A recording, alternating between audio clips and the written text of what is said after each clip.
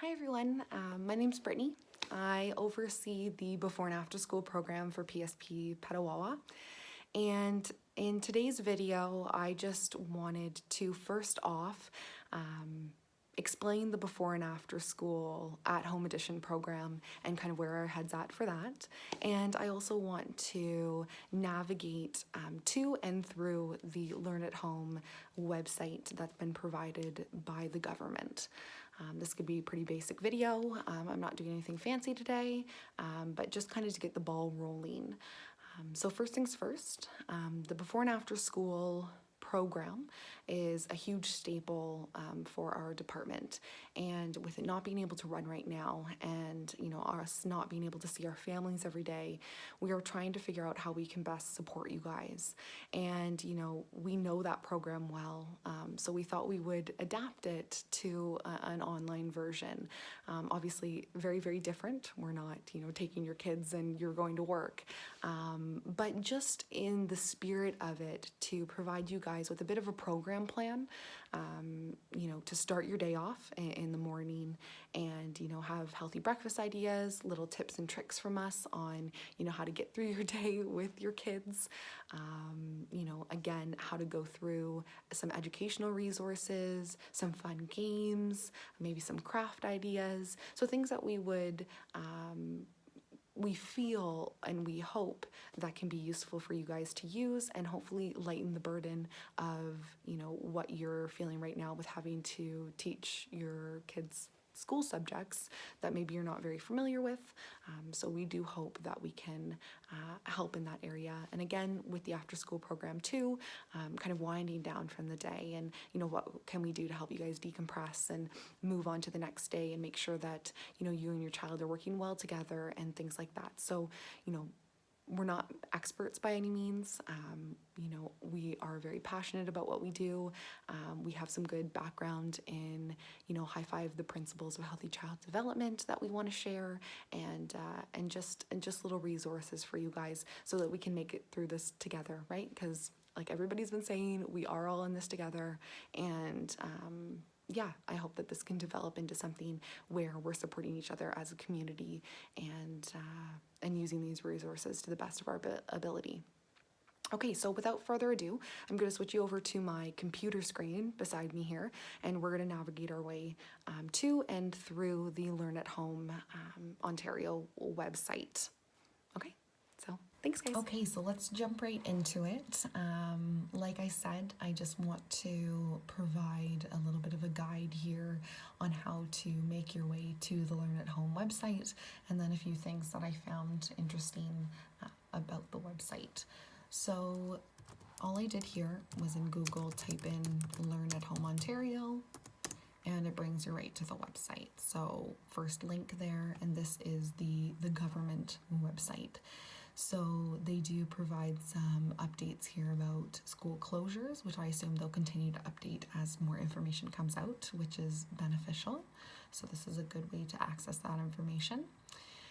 They give a little preface here on this page just saying that these materials don't replace school, but they're good resources to be used in this unusual time just to keep up learning, to make sure that subjects stay fresh in students' minds.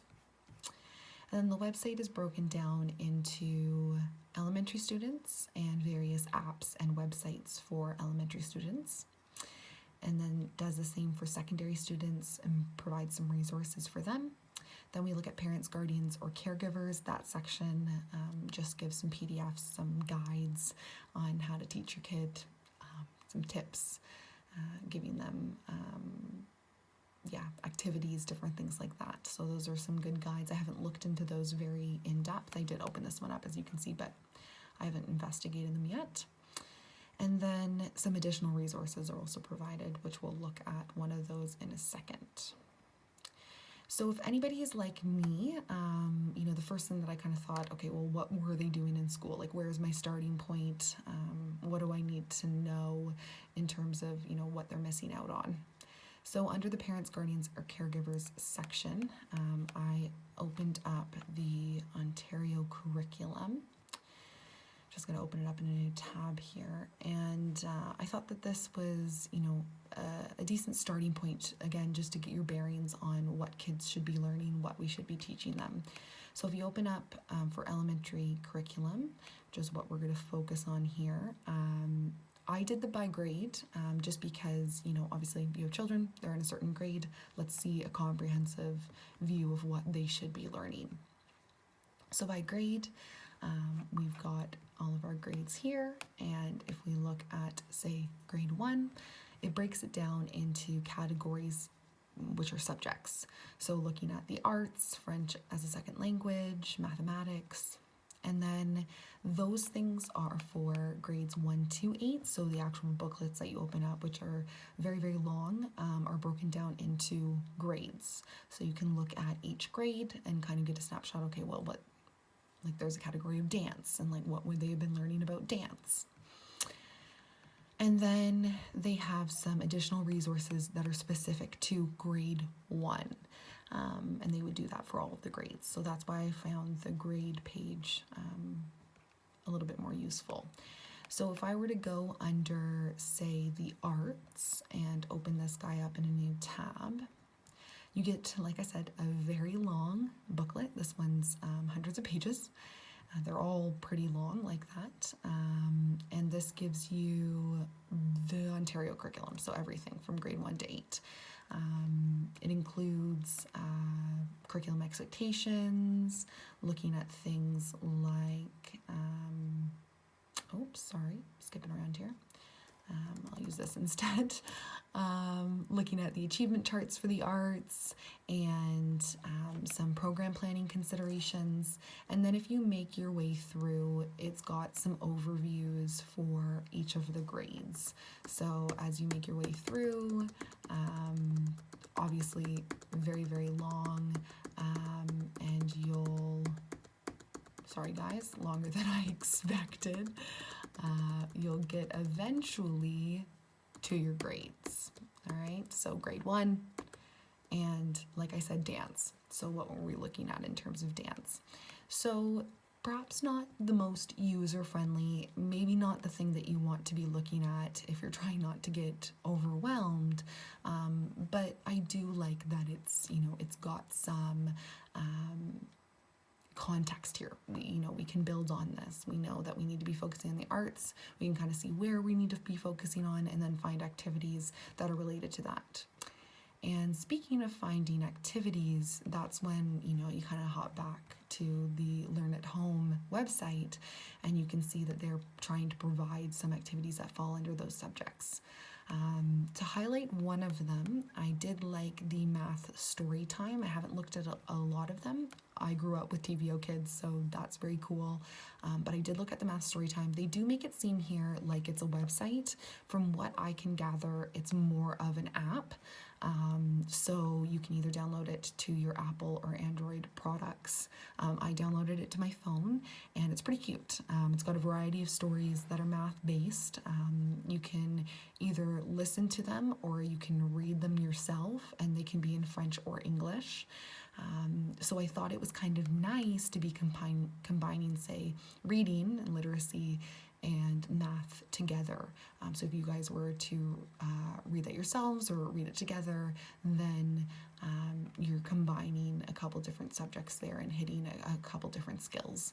And it does seem very fun for kids. They seem like cute stories.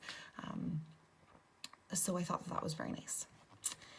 And then the other thing that I wanted to highlight was in the additional resources was the Khan Academy, which does seem very math-based again to me, but I haven't got to look at it super in depth. But I liked the way that this one was set up because, again, it breaks it down into grades. So you don't have to focus on all the other grades, right? You can, your child's in a certain grade. Okay, let's focus on that specific grade. So you can open up any of these ones and they'll actually, they've got little, like if we were to go to this guy here, they've got little skill summaries here. You work through the different activities and you build up points, which is kind of a fun concept for kids. So I think that could be intriguing for them. And then if you go to the courses tab, you can see here that they have a lot of different options, a lot of different resources. So I thought that was useful as well. I haven't looked at them again in any depth, but I did think that this was an interesting site. So with all that said, I hope that this has been helpful for you guys, just to get the ball rolling, just to get you starting to think about these resources if you haven't already. If you have, then great. This is probably redundant for you. But if you haven't, then like I said, start with that curriculum, start with your basic subjects, and then each day start building on, okay, well, what can we do for math? And then, maybe you guys read one of the math storytime books, and you work your way through that and have a discussion about it, or whatever it is. So yeah, I hope it's been helpful, and I'll be seeing you guys soon.